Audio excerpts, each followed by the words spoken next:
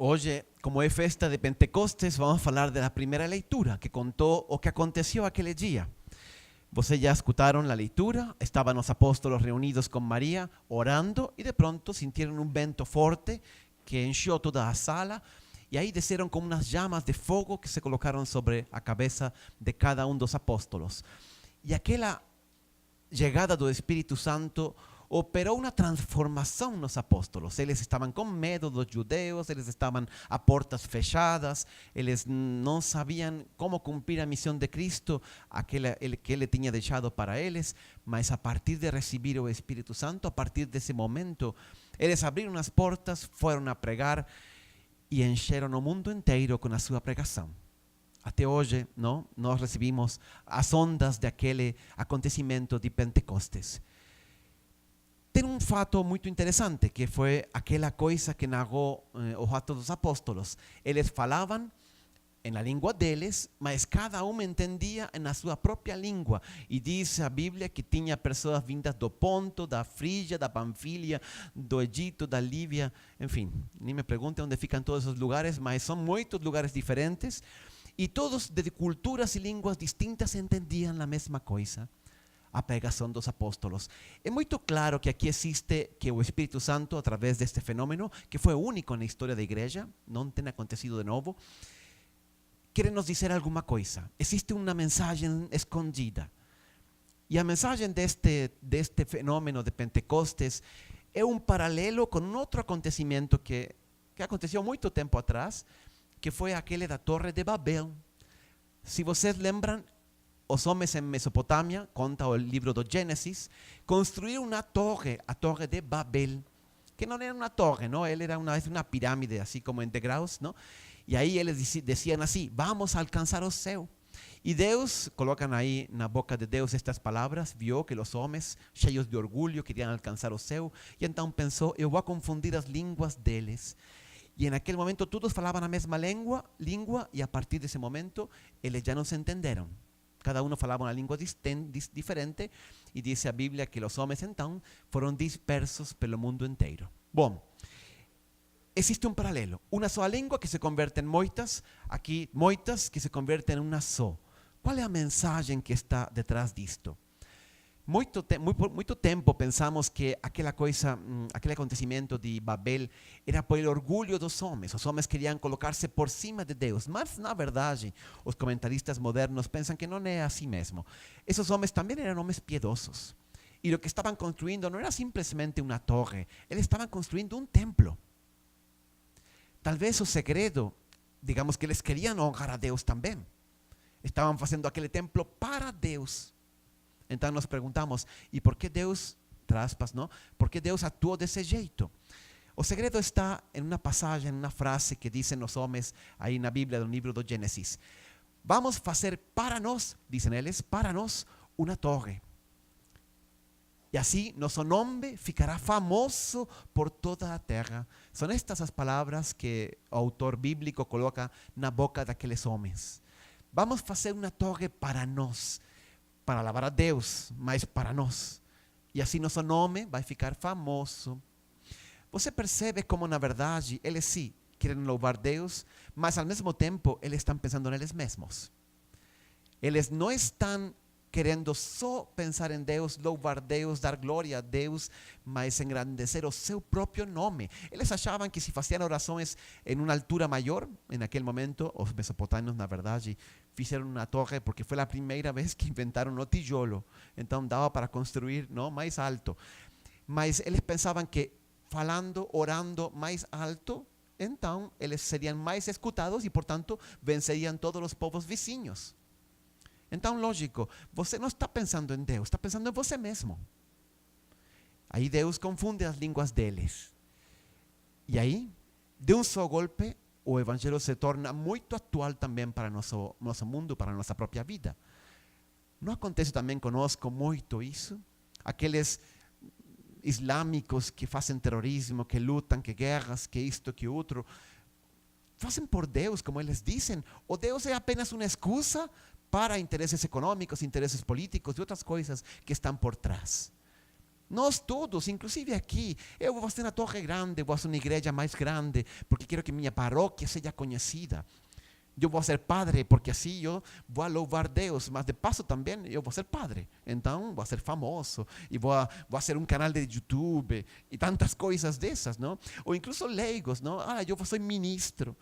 Aqui não tem esse problema, mas algumas paróquias, meu Deus, isso de ser ministro é toda uma tradição e uma coisa impressionante. Às vezes parece que fazemos por Deus, mas estamos fazendo por nós mesmos. E por isso as línguas são confundidas. Por isso não conseguimos nos colocar de acordo. Em troca, em Pentecostes acontece o contrário. Falam diversas línguas, diversas culturas, são diversas pessoas de diversas procedências, mas todos falam a mesma língua, a língua de Deus. Todos estão buscando a mesma coisa, que é a glória de Deus. Então aí eu pergunto também para vocês, qual é o centro de sua vida? É Deus mesmo? Ou tem outras coisas? Porque al final, os grandes milagres operados em Pentecostes são porque os corações dos homens se alinham com a vontade e com o poder de Deus e o poder do Espírito Santo. Esse é o motivo por el qual Deus pode fazer verdadeiros milagres na terra através daqueles homens que se colocam à disposição dele.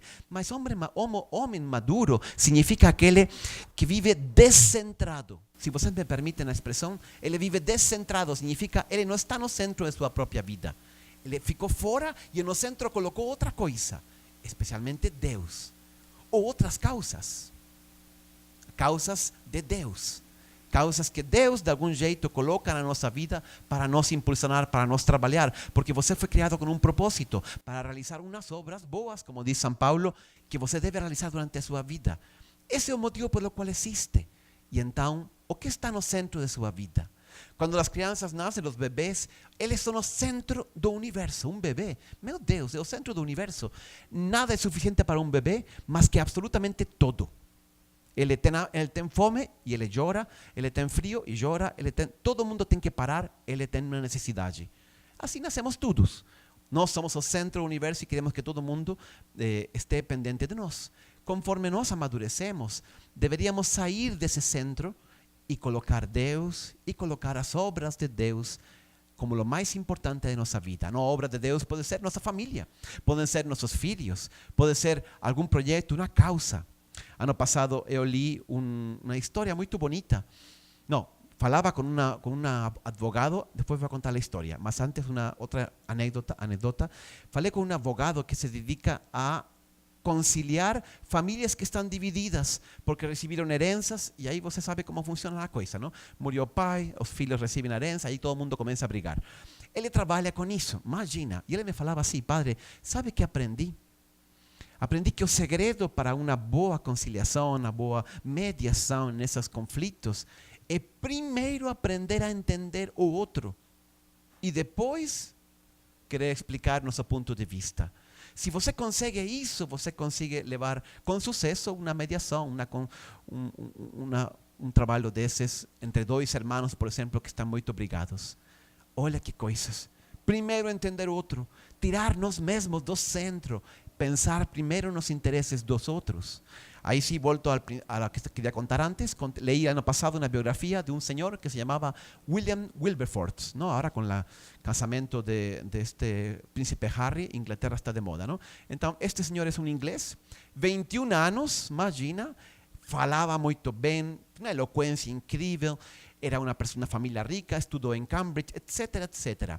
Aos 21 anos, ele foi eleito diputado federal. Lá se chama The House of Commons, ¿no? A Câmara dos Comuns, não sei como se fala. Aí então ele virou famoso, ele frequentava os círculos sociais, todo mundo conhecia ele, todo mundo queria estar com ele, não dava para tirar selfie, mas todo mundo queria tirar um selfie com ele, não? Esto é século XVIII. Então, em um certo momento, em los 40 anos de sua vida, mais ou menos, ele conhece, ele tem uma conversão religiosa. Ele se encontra com Deus, ele encontra com um pastor que é muito famoso, que se chama John Newton, que, enfim, que ele tinha sido capitão de um barco de escravos. E aí ele se converte, tem uma verdadeira revolução copernicana na vida dele, e ele dedica sua vida para tentar de proibir a escravidão em Inglaterra. Aí ele reúne todas as provas que pode conseguir, testemunhas, enfim, leva até escravos aí a la Cámara, ¿no? A la Cámara de Diputados em Inglaterra, e ninguém quer aprovar, porque toda a economia inglesa depende da escravidão. Então aí ele imediatamente, de ser o centro de todo mundo, de ser convidado a todos os jantares, a todos os lugares importantes, ele fica excluído. Já ninguém, porque era muito incômodo, ele estava falando uma coisa que afetava a economia muito do reino.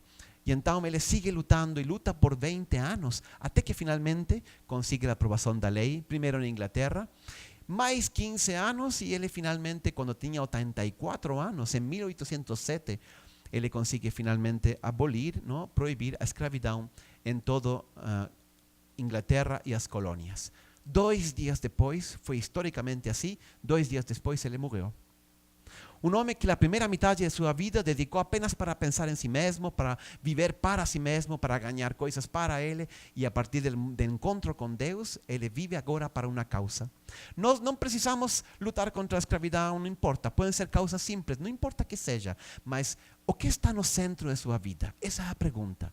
O que está no centro de nossa vida? Deus em quem fala no coração de cada mas nós vamos ser mais felizes e vamos realizar plenamente nossa vida só na medida que colocamos Deus no centro de nossa vida. Mateus 6 fala assim: todo o que vocês pedirem com fé, acreditando mesmo que eu posso fazer, eu farei. É Jesus que fala estas palavras. Então, a primeira chave da oração, olha, acreditar com fé em Deus. João 15. Se minhas palavras permanecem em vocês e vocês permanecem em mim e eu permaneço em vocês, meditávamos nos domingos passados, então todo o que pedirem ao Pai, eu vos concederei. A mesma coisa. João 15. Primeira carta de João, capítulo 5. Se vocês pedem sempre conforme a minha vontade, todo o que pedirem, eu vos concederei. Você fica, é a mesma ideia, vocês percebem? Quando nós entramos em sintonia com Deus, qualquer coisa que nós peçamos, Ele vai conceder a gente. Por isso que o Espírito Santo faz milagres. Não é que eu peço qualquer coisa e Ele faz para mim, ou que, como se fosse um Deus que estivesse a meu serviço. Não, é o contrário. Somos nós que estamos ao serviço de Deus. Quando nosso coração e nossa vida entram em sintonia com Deus, qualquer coisa podemos pedir e o Espírito Santo realizará na nossa vida. Eu gostaria de convidar vocês hoje, nesta festa de Pentecostes, a pedir precisamente esta graça, que Deus, pelo seu Espírito Santo, entre em nosso coração, tire de nós do centro nós mesmos e coloque Deus, para nós estar em sintonia com Ele, com a sua vontade, com o seu poder, e vocês vão ver milagres operar o Espírito Santo na sua vida. É assim mesmo, temos que acreditar, temos que confiar. O poder do Espírito Santo, como pedimos ao início da missa, pode ainda hoje fazer os milagres que fazia ao início da pregação do Evangelho, ao início da igreja. Mas depende também de nossa fé, de nossa entrega e de estar nessa comunhão, nessa sintonia com Deus, nosso Senhor. Que assim seja.